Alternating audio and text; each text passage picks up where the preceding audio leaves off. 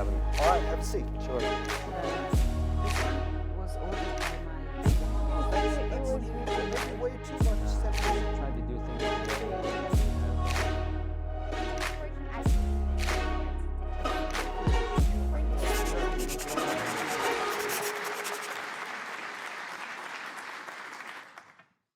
Hello everyone, welcome to MNB World Talk Show's next episode. Today's guest is a very interesting young man who's interested in industrial activities and financing. Well, this gentleman beside me had tried many things before he established his own green farm near the capital city of Ulaanbaatar. Well, he is Mr. Batsoymbo, the founder of Meco Farm and Partners. Hello, how are you? Thank you, fine. Thank you for inviting me here. So thank you for receiving our invitation and coming to our studio. My pleasure. Well, let's just start with a question of your interest in industrial activities, because you came to like the industrial process from your childhood. Yes. How did it start and why? Since I was young, my father always used to say, for any country, whoever has producing, who has factories, in the long run, they always win. So since then, I always thought Mongolia should also be producing. And also he used to say when he's older, he wants to just, stay at the factory and then just clean around. So this also inspired me that, maybe I should look into farm production factories. Since what age? That's probably since I was 10. Wow, that young. Yes. That young. So 10 years old kid looking up to the future with the dream of establishing a factory. Yes. Is that it? Yes, but honestly, that's where it started, the whole idea of producing factories became more realistic when I was much older. Did you have any hobbies? Any other hobbies when yes, you were of a course. child? Our family is quite active, so since I was young, he always used to take us skiing, snowboarding, playing snooker, table tennis, swimming, and all these kind of things. Also camping. What was your most favorite class when you were in high school? My favorite class was probably physics. Physics? Yes, and mathematics. Mathematics? Yes. Okay. Well, we have prepared a very short introduction about you and your CV resume. Let's take a look at that.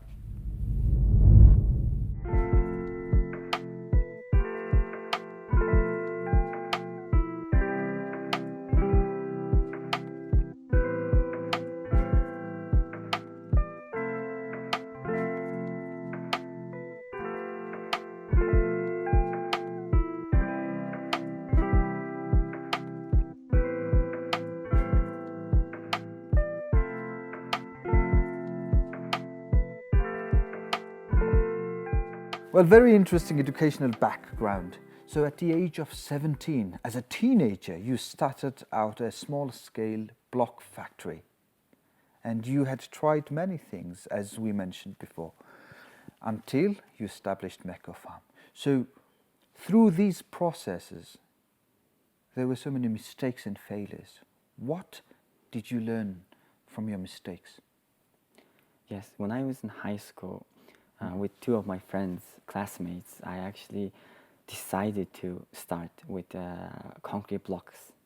And I brought one of my friends to border of China, Iran, and I bought machineries, and then I brought them here, and just outside the city from scratch. It was just nowhere, nothing there, and then we started building using the block machines. We started, making blocks and making the fences, and that's how I started my first block, small-scale block production. But the timing was also not correct. Okay. So construction was on halt at that time. So that was my first failure. And when I mention failure, I want to emphasize that what I learned from all of doing many things mistake is part of, the business. If you didn't make any mistake, you haven't tried hard enough. Because I had this friend from America. When we went skiing, he once told me, if you haven't fallen, you haven't tried something new, or you haven't tried hard enough. So that's kind of also helped me to kind of overcome this first failure. But then instead of looking at failure as the end, I started looking at failure as the beginning, something I learned, something which is necessary for any business to grow. Well, one aspect was very interesting to me. When you were 17, Yes. who did the investment? Myself and 3 of my friends. So we... You Yes. invested in your block factory? Yes, of course I borrowed money from parents and families. And my friends, all of them, they also got money. It's not a big amount, but we also chipped in and founded this block factory in Hojert. In Hojert? Yes. Interesting. So, is it still there? The fence is there. The fence is there. Yeah, the fence is there. I mean, every time I kind of go near it, I can see there is electricity pole. And I actually took that electricity pole from somewhere else and brought it there. It reminds you of those memories Yes, of definitely. failures. Yes. Right. The Meco Farm and partners, what inspired you to start this green farm? Where'd you get the idea? I think it's almost 20 years ago now. My father, he decided to grow sea buckthorn. So just outskirts of the city, he got this land and he started farming, but he stopped it. So when I came back from England, I decided to try it again, but a bit differently, because in Mongolia there are many people who are doing sea buckthorn. So I didn't want to do exactly the same. So I started off with something a bit different, and I started growing apples, cherry trees, and pear trees. And luckily I could get the first harvest after 3 years, which was in 2015. So 2016, because I came back to Mongolia in 2013. So that's how I started, getting into farming. So these apples and cherries, these fruits, didn't need greenhouse, right? Yes, I mean, from economic perspective, if you do all these activities indoors, it wouldn't be profitable. So I started off with bringing apples from Russia, which has similar environment as Mongolia, and have to plant them outside in the long run. So all of the fruit trees and everything is all growing outside. So it's already assimilated to our environment, our temperatures. So it's already adapted and evolved, and everything's growing outside now. So 3 years now? No, I mean, that's... 4 years? No? No, 6 years for the apples. 6 years Yes. for the apples? Yes. Wow. So you have a steady income now? No. From the apples? Ah, no! I mean, why? for the trees and all the farms, I mean, I still haven't reached break even. So of course, I understood that production, farming, all these activities needs time. And when I started, I was looking at the short term, but in reality, I should have planned for 10 years. So in the beginning, it was tough financially, but now I'm finding my way. So instead of just concentrating on the activities by itself, have to look at it from a broader perspective. How does the finance play out in order to make everything successful? So you're still trying on the process. You still need some years to go. Oh yes, definitely. For the trees, yes. For the trees? Yes. Okay. Well, obviously, as you know, we've prepared some video clip about Meco Farm, what is really happening there. Let's take a look at that.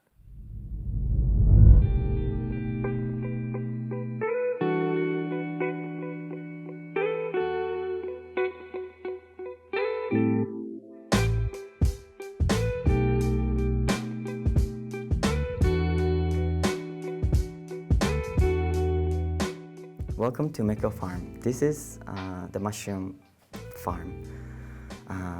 Our farm doesn't consist just mushrooms. Initially, we have started from tree nursery, and we have been growing apples, cherries, pears, and many different kinds of fruit trees. And we moved on to different productions such as vegetables, and also we have wheat sprouts, and here you have the mushrooms.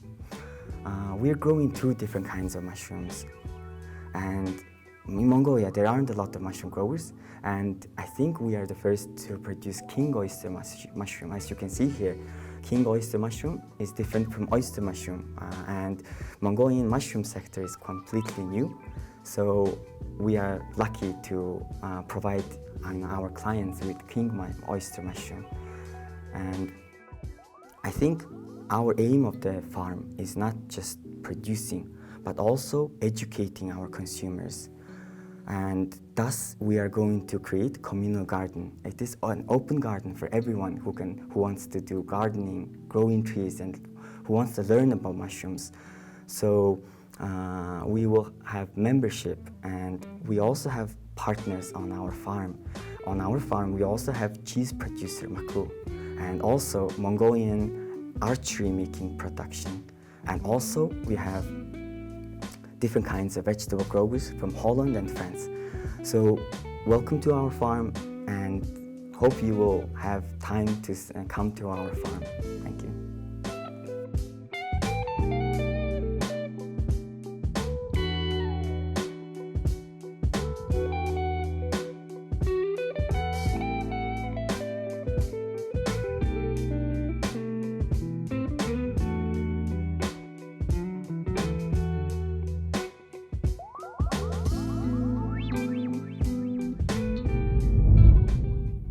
Wow, mushrooms. You're a mushroom guy. Yes. Well, as we studied about you, you have gone different countries to study mushrooms that can be grown during all 4 seasons, through 4 seasons. Yes. What was the most difficult aspect to grow these mushrooms in Mongolia? As I said before, when I was doing trees, it's a long-term business. You know, the money comes in later. So I started looking into what can I do 4 seasons, because Mongolia has a really harsh climate. Growing things is a seasonal business. So for farmers, it's quite difficult, especially during winter. So with my resources, which I have, I decided to do something which is 4 seasons related to farming as well.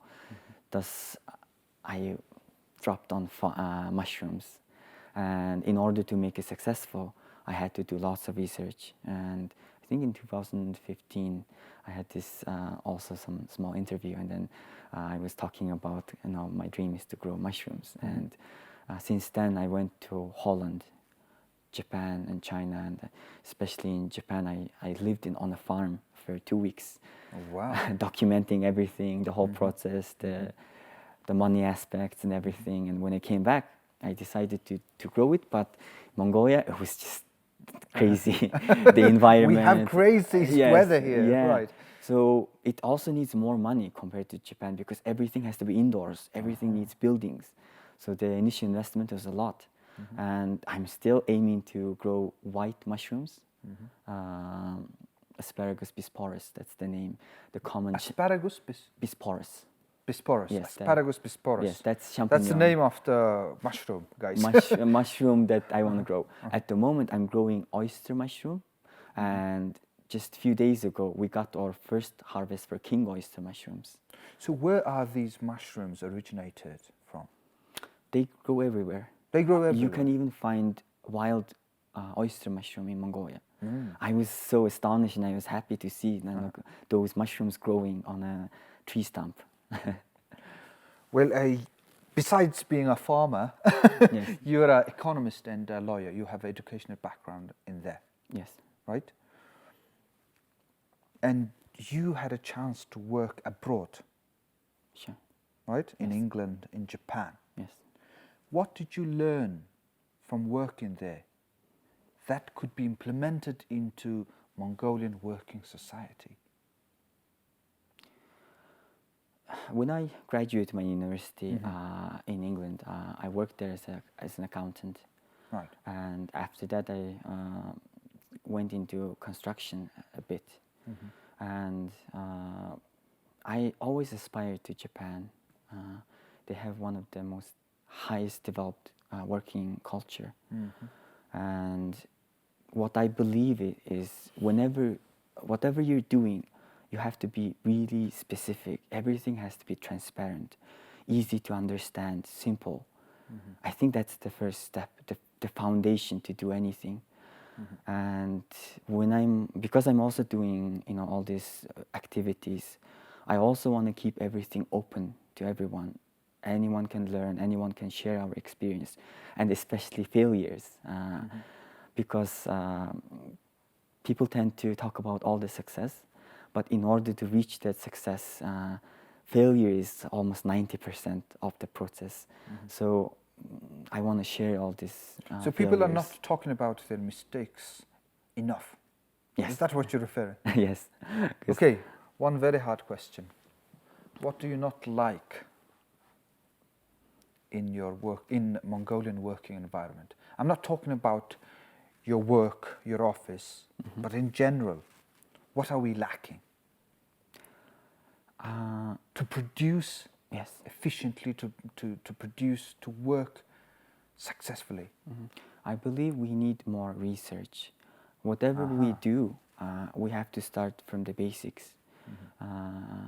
Have to at least get a general idea of what the business is, and also how we can adapt and evolve this business into Mongolia, because Mongolian environment, it's quite new. The economy, the businesses, we just compared to Japan, America, which has hundreds and thousands of years of experience, culture.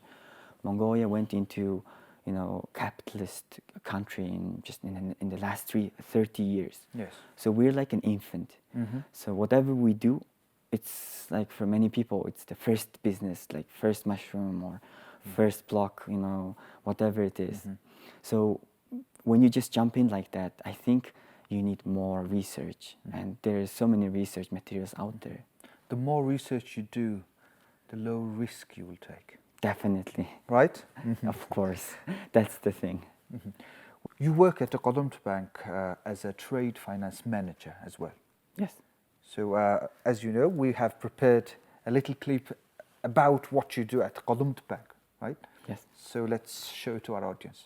Shall we? Okay.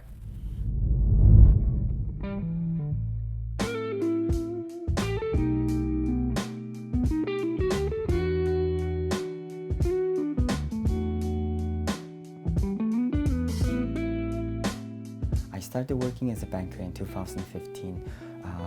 Before then, I was in Japan as an office area manager.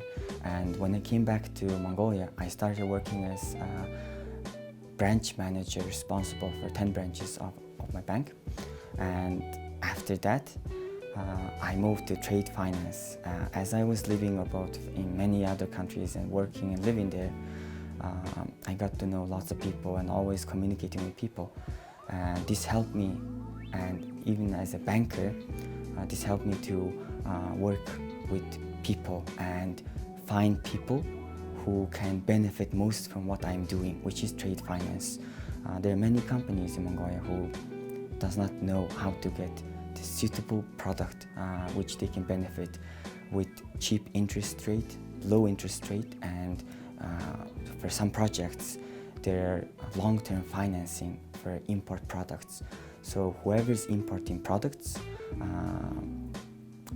ECA financing, for example, export credit agency financing is the most cheapest solution. And I think for many companies, they, instead of just going for business loans, more people should be interested, and they should also try to know what kind of financing there are. And that is actually what my job is, to find people who are doing trade finance and provide you with solutions. Wow, very different two images that you have embodied in you. Well, okay, let me ask about the financial side. As a financer, as a banking person, what is your career goal? What I do is actually I try to find solutions for big corporate banks to get the most affordable loans, investments. So I deal with lots of foreign banks, agencies, and find the best structure, financing structure for them. However, all these big companies, they're extremely knowledgeable. They use many financial instruments, in their production. However, by learning all of this and doing all this, I would like to apply this, knowledge and apply this advantage to our Mongolian SMEs, Mongolian smaller businesses, who can also benefit from many other financing resources. For example, there are other institutions who provide much cheaper loans for these SME businesses. For example? For example, there is this... are you talking about international organizations? Yes. Or internal organizations from Mongolia? There are internal ones, but Domestic also ones, there are external ones. Because, for example, there is this program from our bank, Lend a Hand. Okay. This product is aimed at SMEs and giving extremely affordable loans. Whoever wants to increase their employees or increase their production, improve their factories, and all of these activities. Okay, so relating the small and medium enterprises that you are working on, what is your goal in close future? As you said, when I founded my farm, I was alone. And during the process, I understood that, there is a saying, one wood doesn't become fire in Mongolian. Yes. So I had lots of partners who I tried to, establish. Ah, that's where the word partners come Yes. in. At the Meco Farm and partners. Yes. So whatever you're doing, you can't be alone. It's not enough. Even for farmers, imagine just a small farmer becomes farmer, and then marketer, salesperson, and also, like researcher almost. So that's why in Mongolia, that's the most difficult part. And everyone should, keep their role and specialize in it. That's what we lack. So when I went in deeper and deeper into, this production activities, I understood that partnership is one of the best ways. So at the farm now, we have many partners on our premises who are doing cheese, who are doing arches in Mongolia, like bows, Mongolian bows. Bow and arrow. Bow and arrow, yes. Wow. So we are producing our bow and arrow. Okay. And we're also doing tree nurseries and mushroom. And I'm also looking into establishing communal farm, which is an open farm for everyone. Oh, wow. Yes. So you guys are all interconnected partners. Yes. In your business. Yes. Wow, that's great. So I want to operate as a cluster, many different diverse business, and operating in a single location and helping each other, because one's knowledge becomes a value, to your friend or to your partner. Yes. There is not a single person that you don't need. Yes. So there's a word in business, right? Definitely. Well, let's talk about your personal life. You're not married. Yes, but I do have a fiancé. You do have a fiancé? Yes. When are you going to get married? In the near future. In the near future? Yes. At the moment, everything is a bit chaotic. Lots of startups. Your relationship is chaotic? No.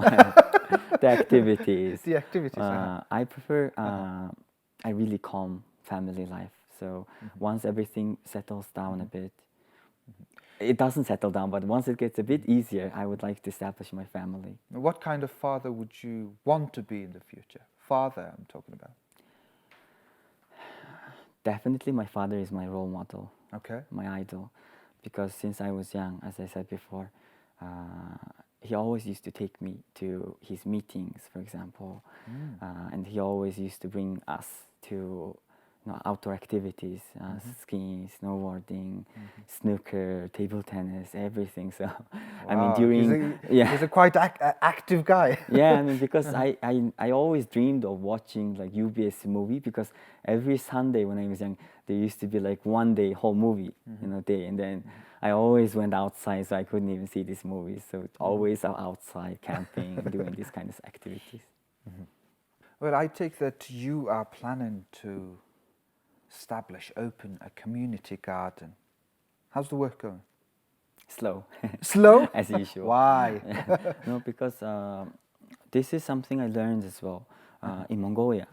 Not just the producers, but also the consumers should, be more knowledgeable about, what they're eating. So one fun way to actually, let them, be included in this activity was Raise to awareness. raise awareness and bring them to site, bring them to the farming. So now, they can come with their families, with their children, and they learn how to grow it. Because I have friends and partners, Spanish producer, an American PhD botanist, and also I'm collaborating with Mongolian professors, and all of these will be complementing and helping these people, our members, teaching them how to grow. Where's the location? It's just next to Sangun Amralt, near Mongolia. It's just 20 kilometers from the city center, so just 30 minutes drive. So how many % have you done out of 100%? I don't think there's any 100%, but Okay, yeah. let's say, okay. Yeah, but we established the premises, and then hopefully this year we can start with pilot members. We would like to learn, how we can make it more professional, more easier for public to come and then enjoy farming activities and learn about, how to grow things. Well, our conversation is coming to end, but there is a traditional question I ask from my guests. It is about future. Can you give me the future? Can you give me an image of the future you want for Mongolia? I want Mongolia to be a producing country, same as Japan, same as China, where the exports exceed the imports, but not just raw materials and mining resources, but everything else, because we're only 3 million people, but we are sitting on a gold mine. I'm not talking about literal gold, but we're sitting on lots of resources, and now we even have cheap labor compared to any other countries. So combining these resources, we can become one of the most, best producing countries. We are close to China. As long as we keep, meet these requirements, these standards for all these countries, we can become a producing country and bringing value to the world. And as I said before, we have many advantages, many opportunities. Mongolia is known for its organic aspect. So we have to also make this a brand. That's what I want for Mongolian future. Well, brilliant. And I'd love that image, that dream to become reality in close future. And we are actually part of it, right? Every single person is part of it. Of course. So let's aim for that, shall we? Yeah. Thank you very much. Thank you for inviting me. Yes. And I wish you good health and good luck. Thank you. Well, this is the end of our conversation. I hope you enjoyed our talk and got something out of our conversation. We will see you next week. Until then, goodbye.